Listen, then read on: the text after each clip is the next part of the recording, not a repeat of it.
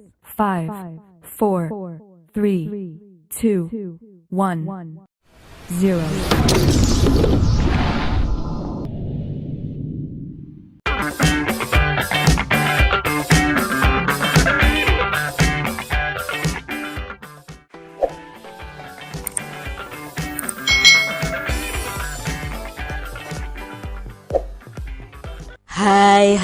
Hai, selamat datang di channel YouTube Kak Citra. Apa kabar adik-adik semuanya? Kak Citra berharap kalian dalam keadaan yang baik dan sehat ya. Nah, hari ini kita akan belajar bersama-sama untuk mata pelajaran tematik kelas 6. Kita belajar di tema 4, globalisasi, subtema 1, globalisasi di sekitarku, pembelajaran yang ke-6. Mari adik-adik kita belajar bersama-sama. Di kegiatan olahraga hari ini, kamu akan melanjutkan latihan silat. Setelah bugar nanti, kalian bisa melanjutkan kegiatan dengan berdiskusi tentang globalisasi dan saling ketergantungan antar negara. Nah adik-adik, pada pembelajaran sebelumnya kita sudah belajar tentang pencak silat yang termasuk dalam salah satu olahraga khas Indonesia. Nah, pencak silat sendiri yang kita pelajari kemarin adalah gerakan kuda-kuda. Sebelumnya kamu telah mempelajari keterampilan dasar kuda-kuda dalam silat dan mempraktekannya dengan kombinasi pola langkah. Nah, sekarang kita akan belajar 4 jenis keterampilan pasang.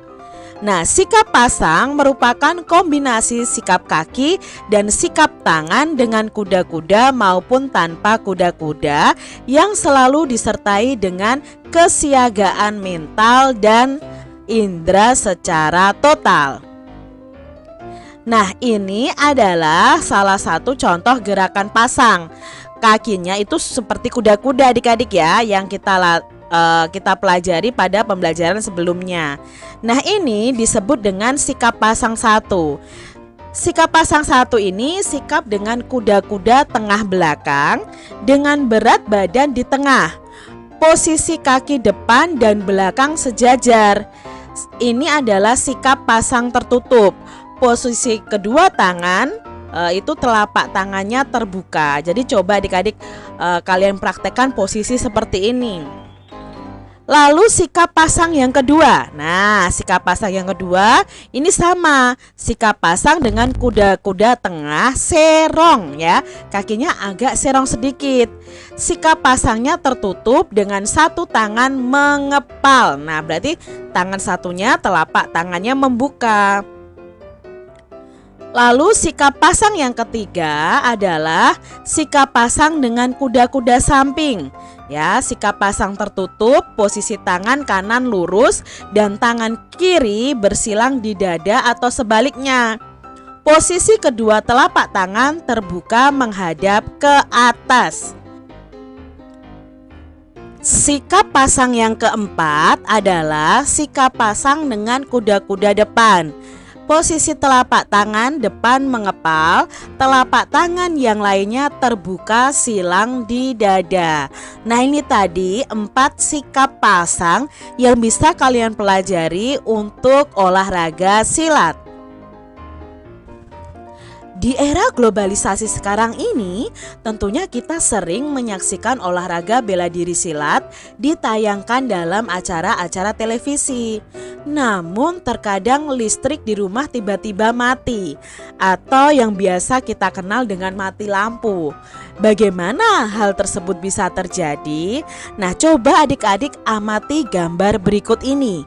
Mengapa mati lampu? Nah, di sini adik-adik ternyata mati lampu itu ada gangguan. Nah, kalau dari gambar ini gangguannya bisa berupa petir, bisa berupa pepohonan yang tumbang, ya, bisa karena pekerjaan sumber lain, bisa karena binatang, dan bisa karena penggalian. Nah, untuk informasi lebih lanjut mengapa bisa mati lampu, kita baca teks berikut ini.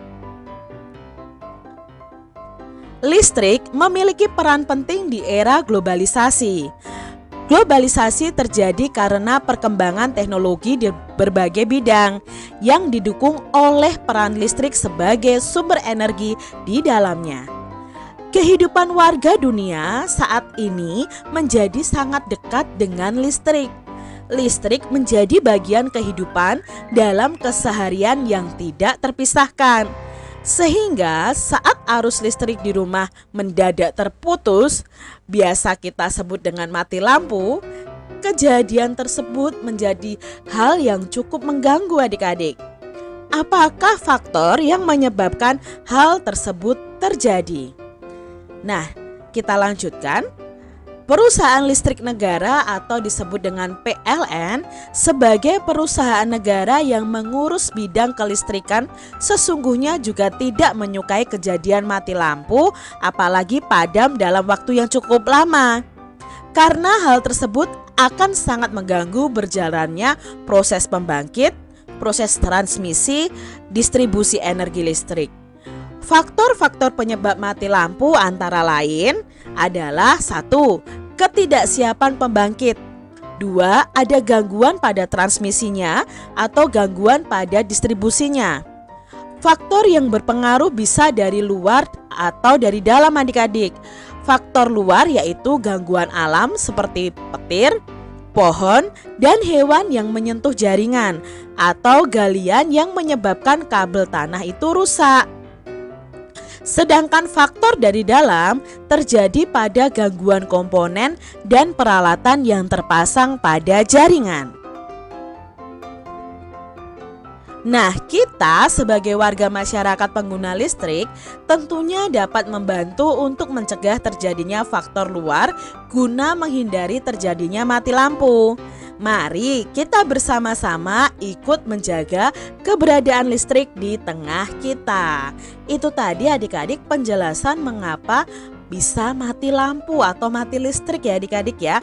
Ternyata ada gangguan dari faktor luar dan faktor dalam. Nah, faktor luar misalnya petir, ada galian lubang yang akhirnya mengenai kabel listrik. Lalu ada dari hewan, ada pohon tumbang, dan lain sebagainya. Apa topik atau gagasan utama bacaan tadi adik-adik? Nah, gagasan utamanya adalah faktor penyebab mati lampu. Di situ dijelaskan apa saja ya faktor penyebab mati lampu. Lalu apa saja penyebab terputusnya aliran listrik dari stasiun pembangkit hingga ke rumah warga? Nah, penyebabnya adalah faktor dari luar itu seperti gangguan alam, pohon dan hewan, serta faktor dalam itu seperti gangguan komponen dan peralatan yang terpasang pada jaringan. Jadi ada 2 faktor yang menyebabkan terputusnya aliran listrik. Bagaimana mencegah terjadinya mati lampu? Nah, kita harus bersama-sama belajar di sini bagaimana sih supaya tidak terjadi mati lampu. Nah, yang pertama, masyarakat hendaknya mencegah faktor luar itu terjadi, seperti memotong sendiri atau melapor ke PLN jika menemukan pohon yang beresiko mengganggu jaringan listrik. Tidak menyadap atau mencuri jaringan listrik. Tidak merusak jaringan listrik dengan sengaja. Melarang anak-anak bermain layang-layang di dekat jaringan listrik. Karena kalau layang-layangnya tersangkut adik-adik di kabel listrik itu ya, itu berbahaya juga adik-adik. Bisa mati lampu dan bisa menyebabkan anak tersebut kesetrum adik-adik ya. Itu berbahaya. Untuk adik-adik semuanya jangan bermain layang-layang di dekat jaringan listrik. Tuliskan informasi tersebut dalam bentuk gambar berseri berikut. Perhatikan penggunaan kosakata baku dan kalimat efektifnya. Nah, tadi itu termasuk dalam teks eksplanasi adik-adik. Nah, teks eksplanasi itu ada pernyataan umum, ada judulnya, ada deret penjelasnya, ada simpulan atau pendapat dari penulis. Nah, di bagian ini kalian bisa memberikan gambar juga. Di sini Kak Citra cuma memberikan deskripsi. Oh, judulnya adalah mati lampu. Pada paragraf 1 pernyataannya, listrik memiliki peran penting di era globalisasi. Listrik menjadi bagian tak terpisahkan dari kehidupan keseharian. Lalu di paragraf kedua itu isinya deret penjelas.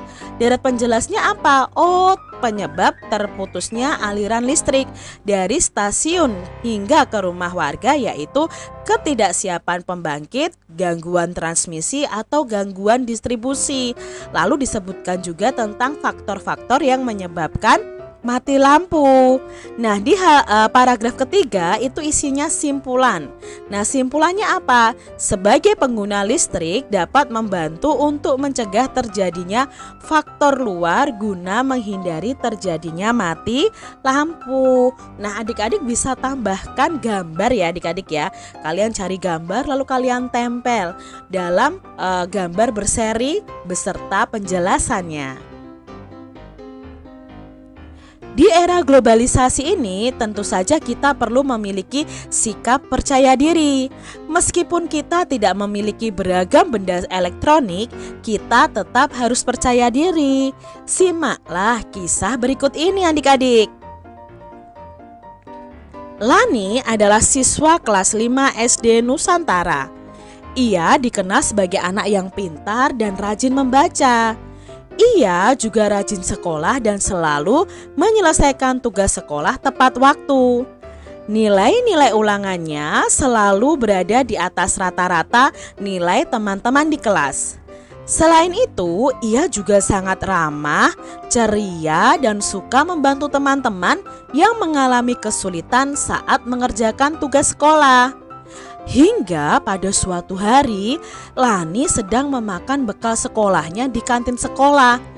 Benny datang mendekatinya. Benny berkata, "Lani, kuemu tampak enak. Sini, aku mau kuemu." Lalu Lani menjawab, "Ini setengah saja ya, karena aku lapar. Tadi pagi aku bangun kesiangan, jadi tidak sempat sarapan." Lalu Benny berkata, "Sini bagi, pokoknya kau harus berikan kuemu. Lihat tuh, baju seragamu sangat kumal, sepatumu juga sobek." Nah, di sini Benny mengajak Lani adik-adik, "Berikan kuemu." Nah, itu paksa Benny. Lani tertegun mendengar perkataan Benny. Ia baru menyadari bahwa dirinya memang hanya seorang anak miskin penjajah kue keliling. Ayahnya pekerja serabutan yang tidak menentu penghasilannya. Lani memandangi sepatunya yang tampak mulai menganga, juga seragam sekolahnya yang tidak lagi terlihat warna aslinya. Sejak hari itu, Lani kemudian menjadi anak yang pemurung. Ia tampak selalu sedih dan tidak lagi bersemangat untuk pergi ke sekolah. Nah, itu tadi kisah si Lani adik-adik. Awalnya Lani itu ramah, percaya diri, tetapi saat diejek oleh Benny, lalu Lani menjadi orang yang pemurung. Ya, adik-adik jangan seperti itu ya. Jangan seperti Benny yang suka mengejek temannya. Nanti temanmu bisa sedih. Bagaimana karakter tokoh Lani dan Benny? Nah, kita akan pelajari tokoh Lani dan Benny itu bagaimana. Nah, karakter Lani itu ramah, ceria, dan suka membantu temannya. Sedangkan karakter Benny itu suka meremehkan orang lain. Bagaimana sikap Benny kepada Lani? Apa yang seharusnya Benny lakukan? Kamu bisa menjelaskan dan berikan alasannya. Nah, sikap Benny kepada Lani ini, Benny begitu merendahkan Lani. Benny seharusnya menghargai kekurangan Lani atau bahkan mungkin bisa membantunya dengan membelikan Lani sepatu atau seragam baru. Seharusnya Benny paham bahwa Lani itu anak yang baik hati dan suka membantu temannya. Jadi seharusnya ini Benny tidak mengejek Lani. Bagaimana sikap Lani setelah Benny menghinanya? Apa yang sebaiknya Lani lakukan? Jelaskan dan berikan alasannya adik-adik. Nah, Lani memang menjadi anak pemurung setelah itu ya adik-adik. Dia selalu bersedih dan tidak bersemangat sekolah lagi. Nah, Lani itu seharusnya tidak memperdulikan sikap Benny kepadanya, karena sesungguhnya itu Tuhan tidak hanya memberikan manusia kekurangan, tetapi setiap orang itu punya kelebihan yang tidak semua orang memilikinya. Lani tadi apa? Pintar, ya kan? Suka membantu temannya, ramah. Itu kelebihannya Lani yang tidak dimiliki Benny. Benny tadi sukanya mengejek, meremehkan orang lain. Kita diciptakan Tuhan Yang Maha Esa dengan segala kelebihan dan kekurangannya, dan dengan bakat serta potensi yang berbeda-beda adik-adik. Perbedaan kemampuan dan perbedaan ekonomi tersebut hendaknya tidak menjadi sumber perpecahan. Perbedaan tersebut juga tidak perlu mempengaruhi rasa percaya diri kita.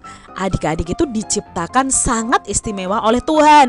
Jadi kalian harus mensyukuri apa yang Tuhan berikan kepada kalian. Terus berusaha, kenali potensi diri, kembangkan bakat yang dimiliki untuk menutupi kekurangan diri, serta selalu tampil percaya diri. Itu pesan ya untuk adik-adik semuanya. Demikian tadi adik-adik pembahasan kita di tema 4 subtema 1 pembelajaran yang ke-6. Semoga video pembelajaran ini bermanfaat ya untuk adik-adik semuanya. Dan sampai jumpa lagi di video pembelajaran Kak Citra selanjutnya. Tuhan memberkati. Jangan lupa tekan tombol subscribe, lalu tekan loncengnya, tekan juga tombol like, lalu share ke media sosial kalian. Jangan lupa untuk ikuti media sosial Kak Citra. Terima kasih.